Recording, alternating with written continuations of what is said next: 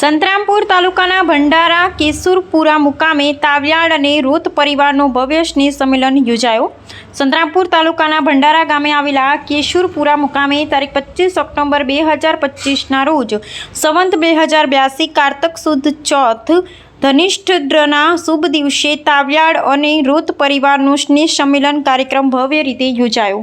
આ કાર્યક્રમનું અધ્યક્ષસ્થાન ભંડારા ગામના વતની શ્રી સીસી તાવિયાડે કર્યું હતું। સવારે 9 થી બપોરે 4 વાગ્યા સુધી ચાલેલા આ સ્નેહ સંમેલનમાં સમાજના વિવિધ પ્રશ્નો તથા મુદ્દાઓ પર વિસ્તૃત ચર્ચા વિચારણા કરવામાં આવી। કાર્યક્રમ દરમિયાન સમાજની ઉન્નતિ, વિકાસ, શિક્ષણ, ધાર્મિક અને સાંસ્કૃતિક પ્રગતિ તેમજ કુરીતિઓ, વ્યસન, બીડી, તમાકુ, દારૂ જેવી વૃત્તિઓથી મુક્તિ માટે જાગૃતિ લાવવાનો સંકલ્પ લેવામાં આવ્યો।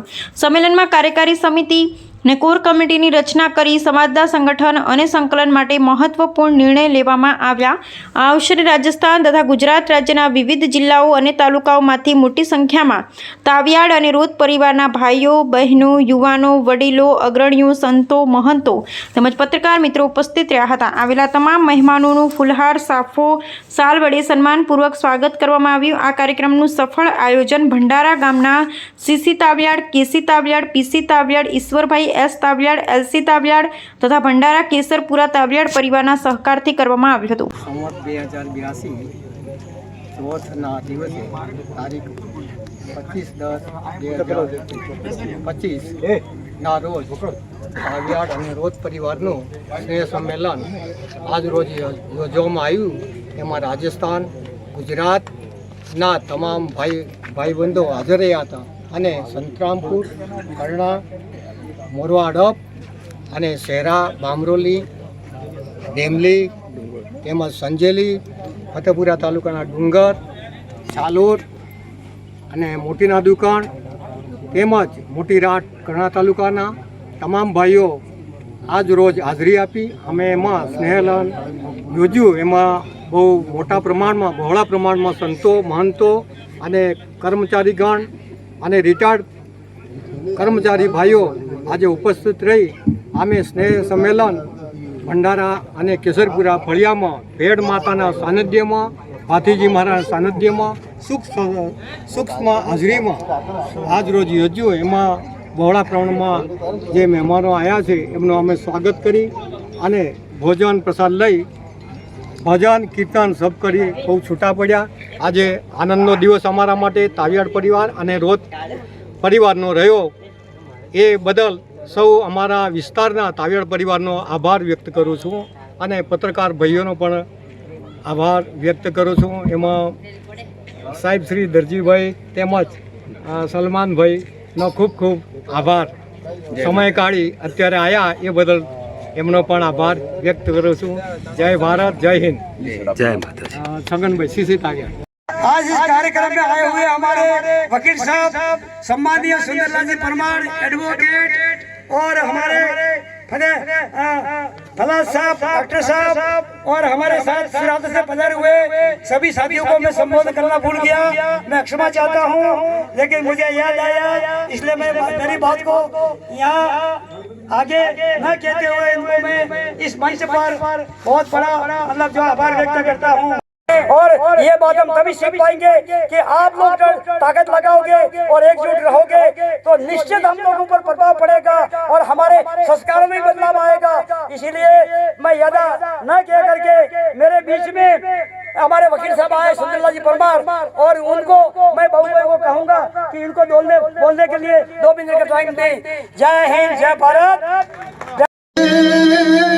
महादेव की ढेरिया हनुमान ની ડેલીએ ઘડીકા ટોમારો ને દેરા પરશુરામ ધર્મ આપણો વંશ આપણી માં ભેડ કુળદેવી હજરાપતિ સાકે સાકરે હે આને સર્વનું કલ્યાણ કરે એ અભિલાષા સહી આગળના સત્યા ઋષિ મુનિઓએ આપણા સદગુરુએ નગેશ્વર ભાસીજી આ કીધું હે અને એમાં આ વંશનો વિરુદ્ધ આવી નાના છોરાથી માંડીને વડીલ અમારાથી કાંઈક અક્ષતિ થઈ ગઈ માફ કરજો।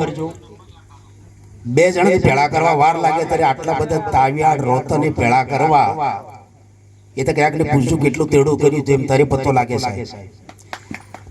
હવે સૌ પ્રથમ વધારે લાંબી વાત નહીં કહેતા મુખ્ય કારણ શું હે?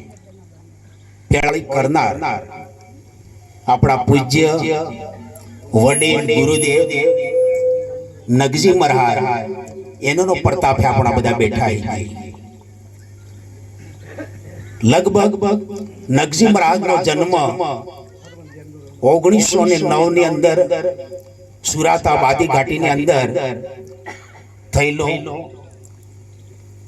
32-33 ની અંદર એક આપણે જમાદાર એમ કે એડ એમ કે રાજસ્થાનમાં એડની નોકરી કરતા હતા. લગભગ 55-56 ની અંદર આપણી ભેડ માતા સાક્ષાત નોકરી પરથી ઘરે જતા હતા અને રસ્તામાં માતાજી અમાવસની રાતે મળ્યા હતા. પછી કીધું કે બેટા મારું અસ્થાન આ જગ્યાએ તો બનાવે તો તારું અને મારું નામ અમર રહે ગાય. તે દિવસથી માંડી નગજી મહારાજ એ અસ્થાન ઉપર પલેઠી વાળીને બેઠા. એવો સમય હતો તે ડુંગરપુરના રાજા અને રાણીની હાથે રાણીબાની હાથે કાશીની અંદર ગયા અને 5 વર્ષ કાશીની અંદર રહ્યા. નગજી મહારાજ શિક્ષા દીક્ષા લીધી. પછી પાછા આવી 1956 ની અંદર રાજીનામું આપી દીધું. રાજીનામું આલ્યા એમને એવો પાસ થયો કે મારે રાજીનામું આપી દઉં. માતાજી આવું મને કીધું એટલે ચાલુ નોકરીમાં આપણે એક દાડો પડે એમ કીધે કે મારે નોકરી જવું પડે, રજાથી મળતી પણ આપણી કોળ બદલે. જે દિવસથી રાજીનામું આવ્યું તે દિવસથી 10 વર્ષ સુધી લગભગ 12 વર્ષ અન્નનો ત્યાગ કર્યો. એનો ઇતિહાસ જાણવો બહુ ખૂબ જરૂરી છે. 12 વર્ષ તક અન્નનો ત્યાગ કર્યો. પૂરી જિંદગી સંપલ ને પહેર્યું અને પૂરું કાપડ નહીં પહેર્યું. અડધું કાપડ બાંધતા હતા અહીંથી માંડી ને કે નોકરી કરતા હતા એને હું પડી હતી.